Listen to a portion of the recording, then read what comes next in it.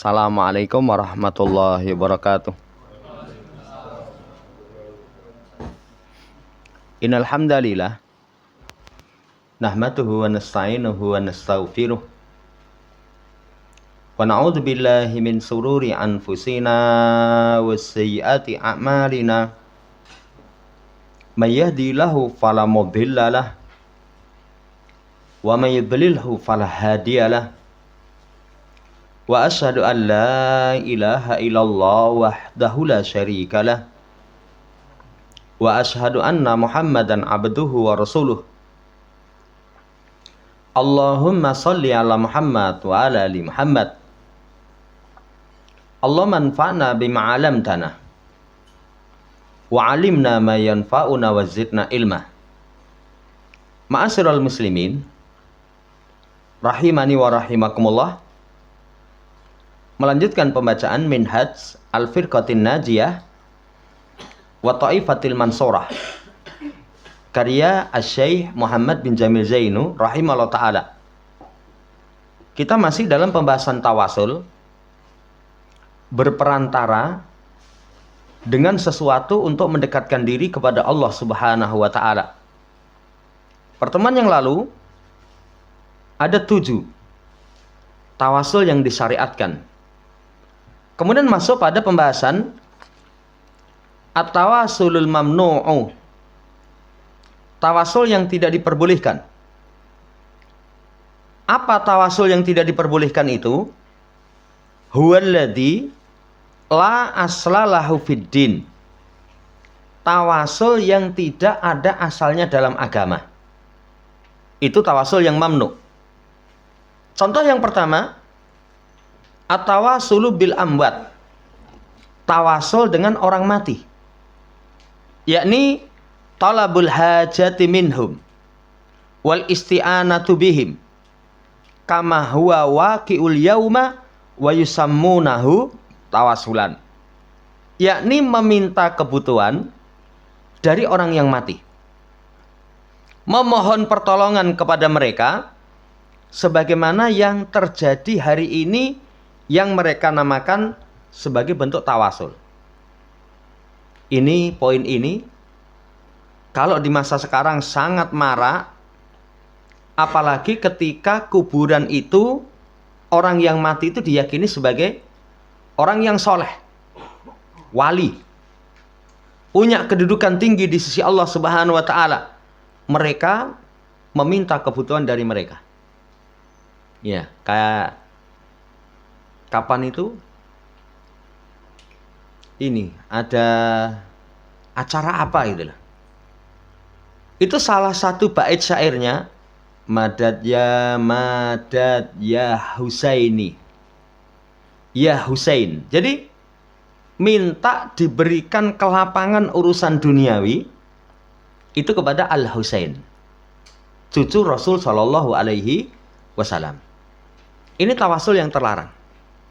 Kalau pernah kita contohkan di Kalimantan, guru sekumpul, madad ya Syaihi Zaini, minta diberikan kelapangan kepada Syekh, kepada guru kami Zaini. Nah, ini termasuk perkara kesyirikan, tawasul yang terlarang. Ya, ini banyak sekali. Bahkan kemarin ada seorang kiai itu membawakan riwayat dari kiai sebelumnya.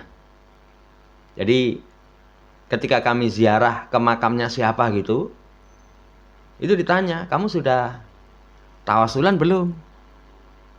Belum kiai, bali oneh. Jadi diingatkan terus, kalau sampai ziarah ke tempat yang dianggap wali, warugi kamu kalau nggak tawasulan di situ. Kalau nggak tawasulan di situ, bisa dengan meminta hajat kepada orang yang mati, atau kalau enggak, itu dijadikan perantara. Dijadikan perantara untuk meminta kepada Allah Subhanahu wa ta'ala. Walaisa kadzalika, enggak seperti itu. Li'anna tawasula huwa talabu minallah biwasitatin masru'atin. Enggak seperti itu tawasul itu. Karena tawasul itu meminta dari Allah, perantaranya disyariatkan. Kemarin disebutkan 7 poin itu. Misalkan dengan keimanan. Dengan keimanan Rabbana innana sami'na munadiya yunadi lil iman. An aminu bi rabbikum fa amanna. Baru Rabbana faghfir lana. Itu disyariatkan. Atau dengan tauhid seperti doa Nabiullah Yunus. La ilaha illa anta subhanaka inni kuntu minadz dzalimin. Itu disyariatkan. Tapi tawasul yang seperti itu tidak ada contoh. Ya. Jadi yang disyariatkan iman, amal soleh, nama Allah yang baik. Ya.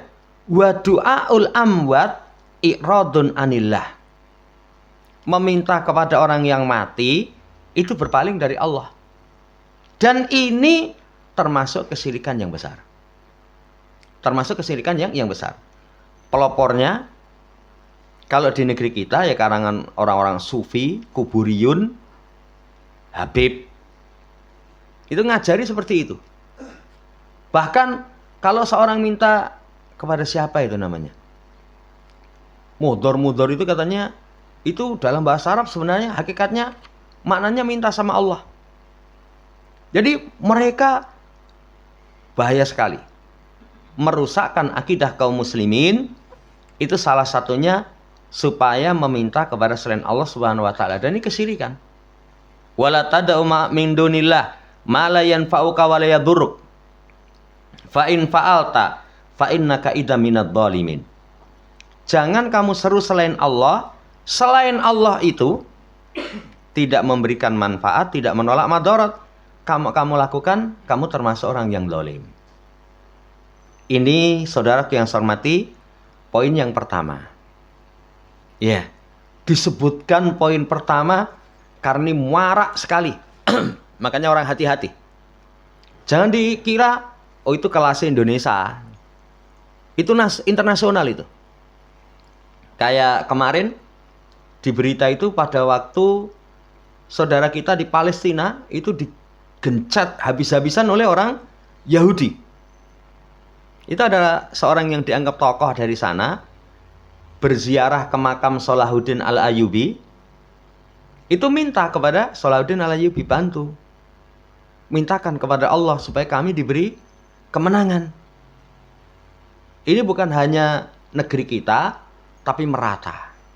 Hati-hati. Itu tawasul yang terlarang karena la aslalahu fiddin, bahkan kesyirikan. Yang kedua, at-tawassul bi jahi Rasul sallallahu alaihi wasallam. Tawasul dengan kedudukan Rasul. Seperti ucapanmu, ya Rabbi bi jahi Muhammadin isfini. Wahai Rabb, dengan kedudukan Nabi Muhammad, sembuhkan sakitku. Sembuhkan sakitku. Meminta kepada Allah wasilahnya dengan kedudukan Nabi Muhammad sallallahu alaihi wasallam. Fahuwa bid'ah. Ini perkara yang bid'ah. Nggak ada tuntunannya. Ya, apa definisi bid'ah? Man ahdasa fi amrina hadza malaisa minhu. Bid'ah itu mengadakan perkara baru. Ya, man ahdasa fi amrina hadza, dalam urusan kami ini, urusan agama. Malaisa minhu, yang bukan darinya, nggak ada dalil. Tidak ada dalil. Ini bid'ah. Yang kedua, li'anna sahabata lam yaf'aluhu. Para sahabat juga tidak melakukan. Tidak melakukan, misalkan punya kebutuhan, ya Rabbi bijahi Muhammadin isfini. Punya kebutuhan diberikan kesembuhan, wahai Rabbku, dengan kedudukan Nabi Muhammad, sembuhkan aku. Enggak. Kemudian wali anna Umar al-Khalifata tawassala bil Abbas hayyan bidu'aihi walam yatawassal bir Rasul sallallahu alaihi wasallam ba'da mautihi indama talaba nuzulal matari. Umar pun coba, padahal Umar ini paham manusia terbaik setelah Rasulullah dan Abu Bakar. Itu beliau bertawasul dengan Al-Abbas. Yang Al-Abbas masih hidup supaya berdoa kepada Allah, tidak bertawasul dengan Rasul sepeninggal Nabi ketika minta turun hujan. Ketika Rasul masih hidup, itu meminta kepada Rasul supaya dimintakan hujan. Seperti dalam hadis ketika Nabi sedang berkhutbah Jumat. Tiba-tiba ada orang datang, "Ya Rasulullah, halakatil amwal." Ya Rasul, harta hancur, ternak mati. Disebutkan kerusakan-kerusakan karena sebab kemarau panjang. Mintakan kepada Allah. Ini coba. Mintakan kepada Allah supaya Allah memberi kepada kami hujan. Maka Rasul langsung angkat tangan ketika di mimbar Jumat itu. Kemudian Allahumma askina sukyan rahmatan. Ya Allah, kasih kepada kami hujan. Ya, hujan rahmat, bukan adab. Itu beliau masih di mimbar, turun hujan lebat. Sampai diceritakan jenggot Rasul itu basah. Karena masjid Nabi itu dulu atapnya pelepah korma. Bagian belakangnya itu nggak ditutup. Beliau masih hidup. Tapi sepeninggal Rasul, nggak ada itu. Ketika kemarau panjang Umar, misalkan, "Ya Rasul, ya Allah, bijahi nabiyika," dengan kedudukan nabimu, kemudian iskina sukyan rahmatan, kasih kepada kami hujan yang membawa rahmat. Enggak beliau lakukan. Karena memang enggak ada contohnya. Enggak ada contohnya. Justru beliau dengan berwasilah kepada Al-Abbas. "Ya Allah, dahulu kami minta hujan dengan nabimu. Sekarang nabimu sudah enggak ada. Aku minta hujan dengan paman nabimu." Ya, meminta hujan dengan berperantara paman nabimu. Akhirnya Al-Abbas berdoa, Allah berikan hujan. Ini saudara yang saya hormati, tawasul yang terlarang itu tawasul dengan kedudukan Nabi Shallallahu Alaihi Wasallam. Satu, bid'ah. Yang kedua, sahabat tidak melakukan. Yang ketiga, Umar ini bertawasulnya sepeninggal Nabi itu dengan minta didoakan oleh Al-Abbas. Wallahu ta'ala alam. Kemudian ada subuhat. Apa subuhatnya? Ada hadis katanya, tawasalu bijahi. Tawasullah dengan kedudukanku. La aslalahu. Ini tidak ada asalnya, hadis ini. Kemana sudah kita sampaikan? Ahli bid'ah itu mereka ketika menyampaikan sesuatu, satu menggunakan dalil sahih, tapi tidak sesuai dengan keinginan dalil. Makanya kalau Imam Syafi'i pegang teguh dengan Quran dan Sunnah, sesuai dengan apa yang diinginkan keduanya. Sesuai dengan apa yang diinginkan keduanya.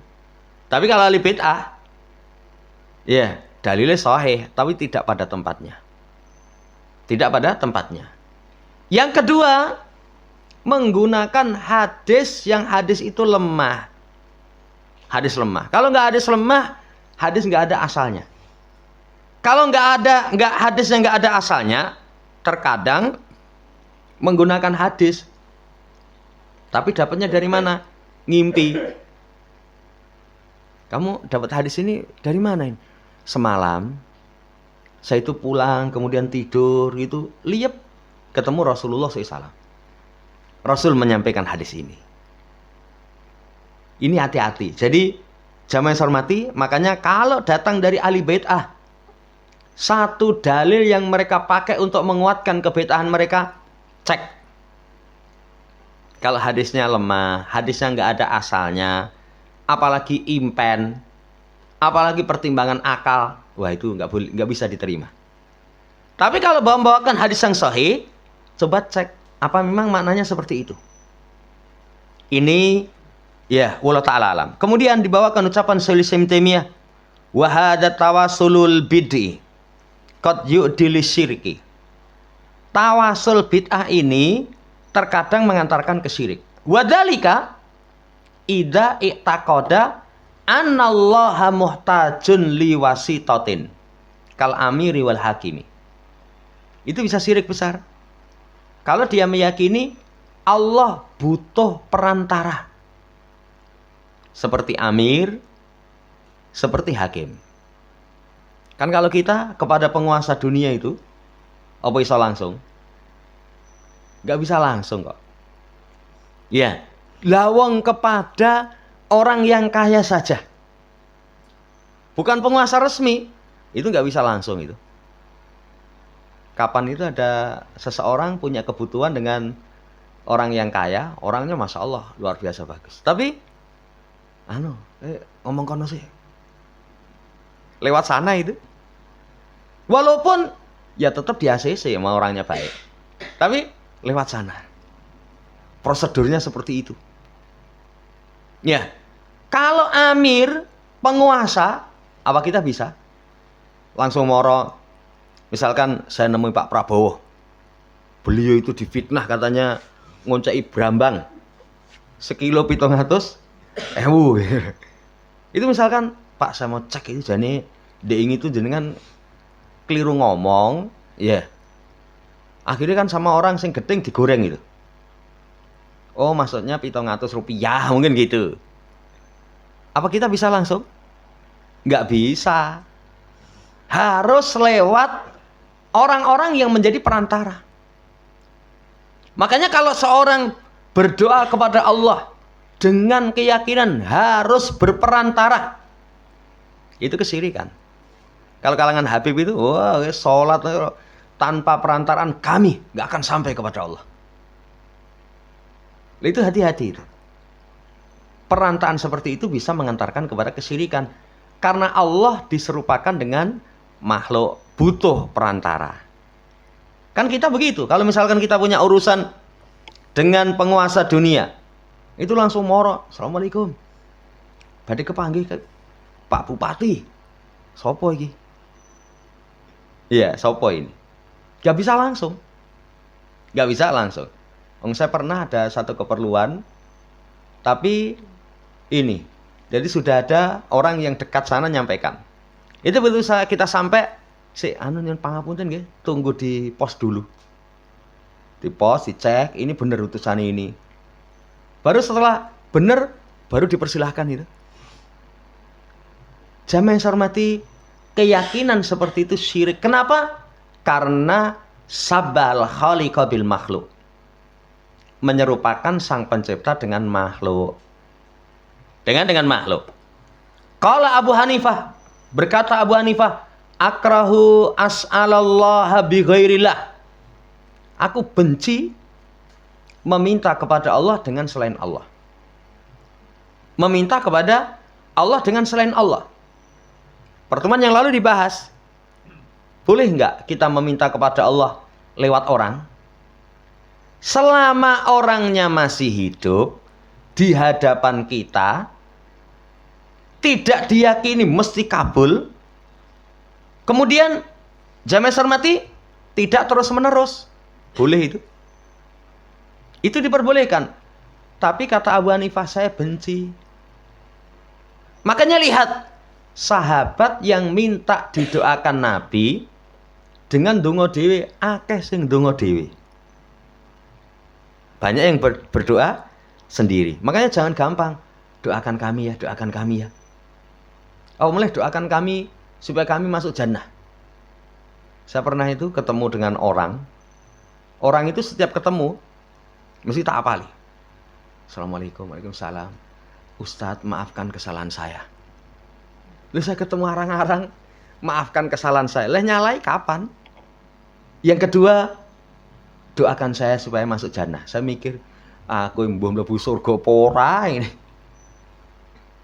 Ya. Yang ketiga, itu luwih ekstrim lagi. Nanti kalau Ustadz di jannah lihat saya nggak ada, itu golek ono. Saya itu terakhir itu saya wis bingung ngomongnya piye. Saya cuma guyu. Apa salah Ustadz? Kok malah diguyu? Ya itu kan 3 pertanyaan yang itu kurang pas. Orang minta maaf itu menyadari salah. Lah kalau orang minta maaf nggak menyadari salah, apalagi kita nggak bergaul, lah salahnya ning endi? Yang kedua, doakan saya. Doakan saya. Itu sering meminta, itu tercela. Itu tercela. Yang ketiga, nanti kalau Ustadz pasti jannah melihat saya nggak ada, golek ono. Nanti ajak masuk. Lalu kayak kita sudah pasti masuk jannah. Kalau ada salah satu dari guru-guru kita itu ada permintaan seperti itu, Ustadz, nanti kalau Ustadz di jannah kemudian saya nggak ada, tolong cari golek ono sampai ketemu. Nanti kalau masih di luar geretan. Ustadznya malah nangis. Ya kata dia, lu saya orang mesti mlebu jannah kok.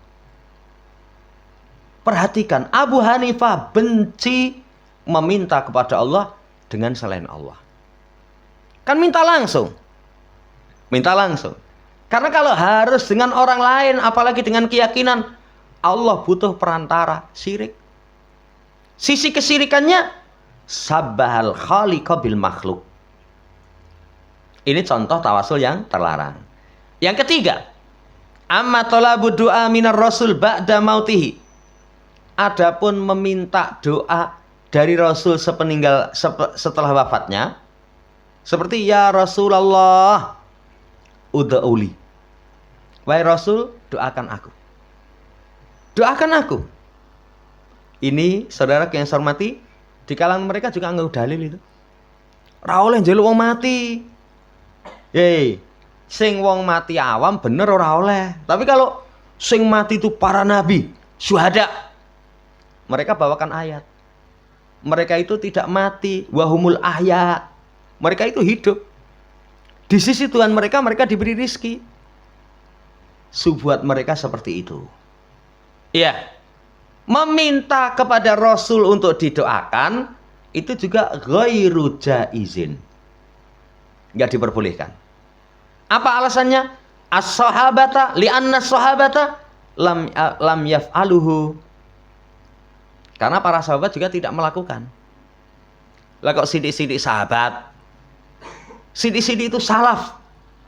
Loh mereka itu paling cerdas, paling paham terhadap dalil, paling bagus amalannya, paling baik hatinya.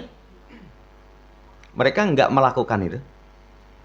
Nggak melakukan. Begitu ada masalah, nggak ada misalkan ziarah ke makam Rasul, setelah itu Rasul doakan untuk kami supaya masalah kami Allah berikan solusi. Enggak.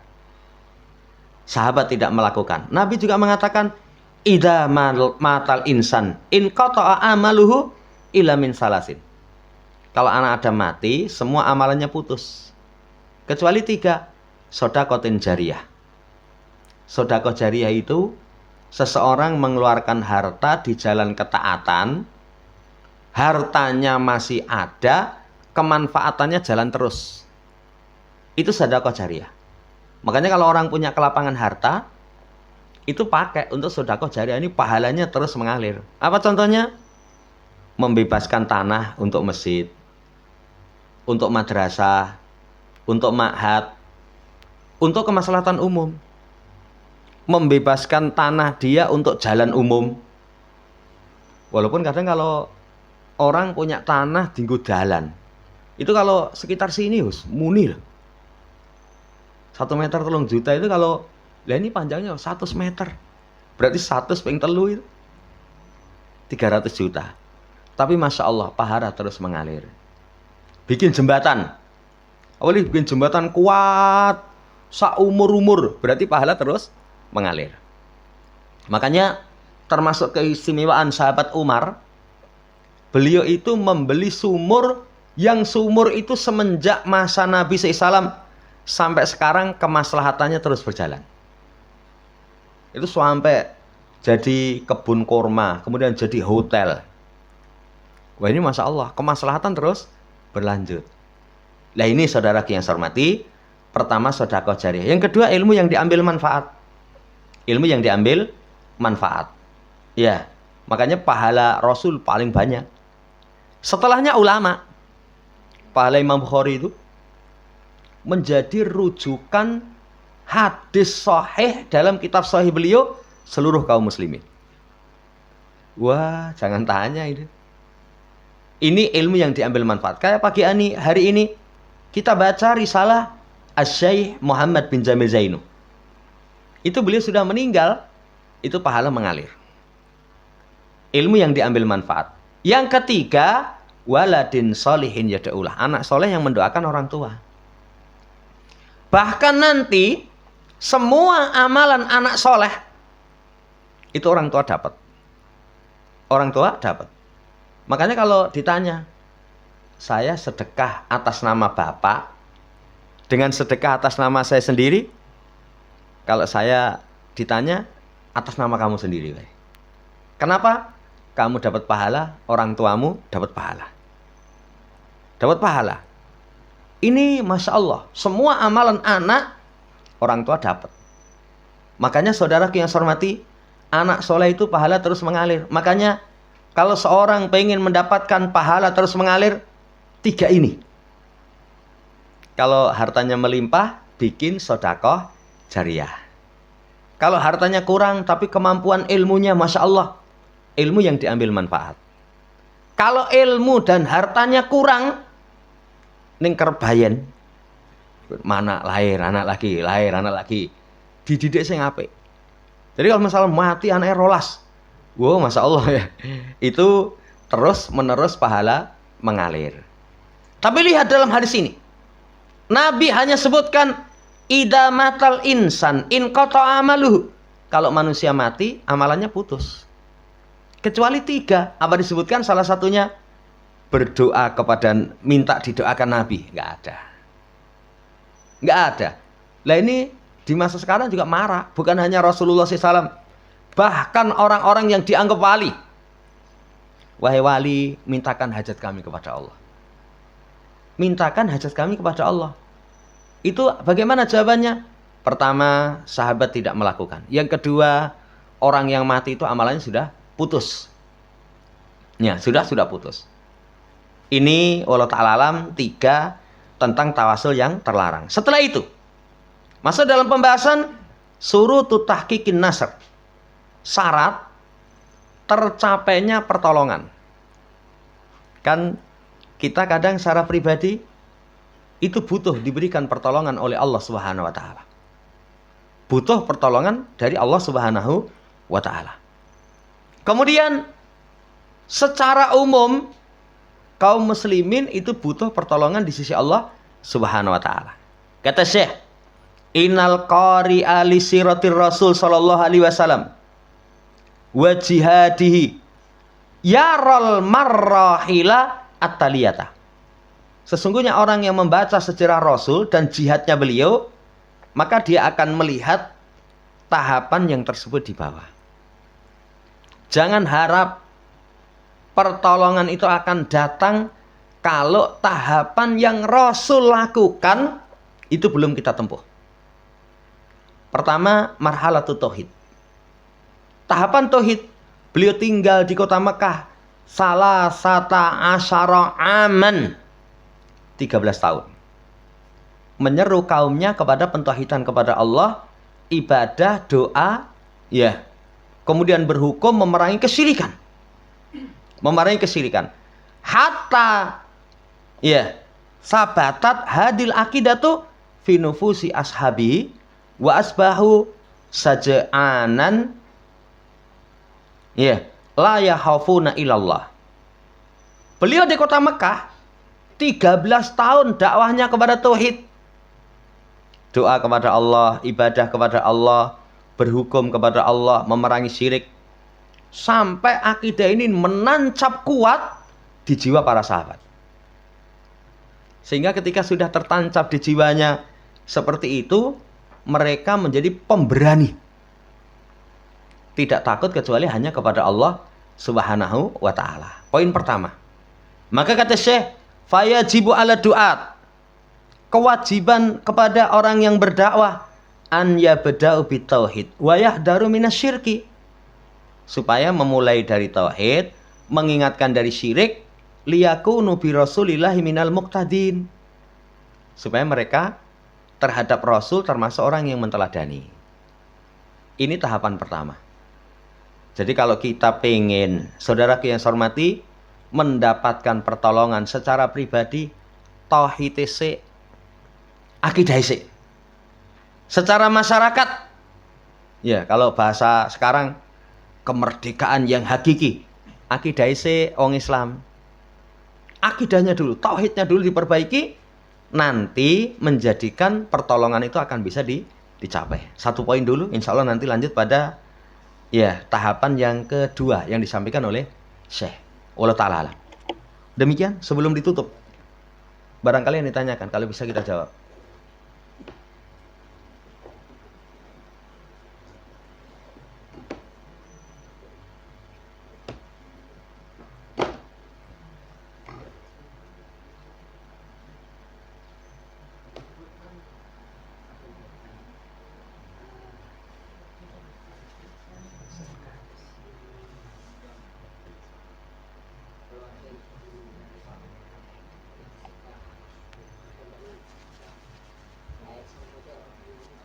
Ayat air.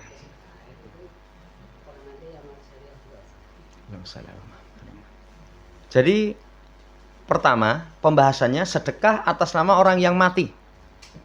Itu kalau dari harta orang yang mati, tinggalan dia, maka ada nanti. Ya, misalkan para ulama membahas diperbolehkan.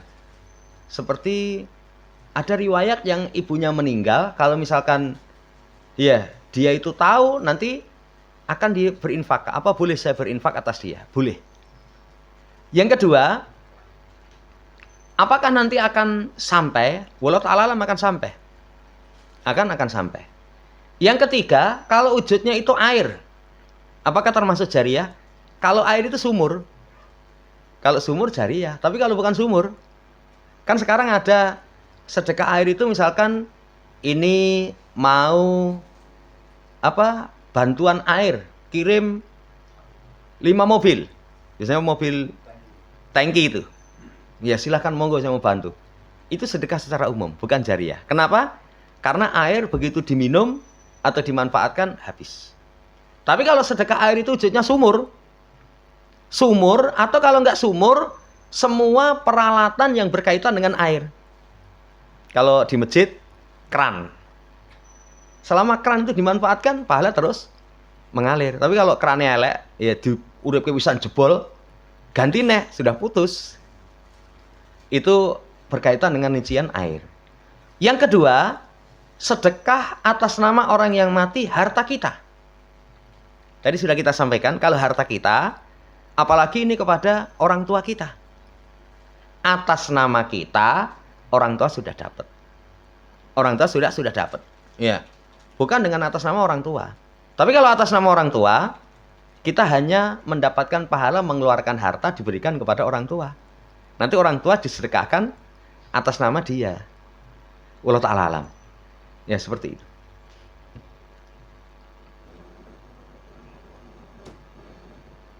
Cukup. Subhanakallahumma rabbana bihamdika asyhadu an la ilaha illa anta astaghfiruka wa atubu ilaik. Assalamualaikum warahmatullahi wabarakatuh.